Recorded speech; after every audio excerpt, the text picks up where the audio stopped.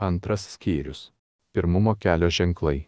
Pirmumo kelio ženklai, nurodantis vairuotojui važiavimo per nereguliuojamas sankryžas, važiuojamųjų dalių sankirtas arba siaurus kelio ruožus pirmenybę, yra šie.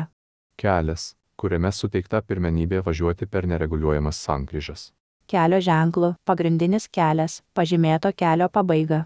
Vairuotojas privalo duoti kelią transporto priemonėms, važiuojančioms kertamuoju ar prisijungiančiuoju keliu, o esant papildomai lenteliai 843 pagrindinio kelio kryptis važiuojančioms pagrindiniu keliu. Draudžiama važiuoti nesustojus prieš stop liniją, o jeigu jos nėra, prieš kelio ženklą. Vairuotojas privalo duoti kelią transporto priemonėms, važiuojančioms kertamuoju ar prisijungiančiuoju keliu, o jeigu yra papildoma lentelė 843 pagrindinio kelio kryptis važiuojančioms pagrindiniu keliu.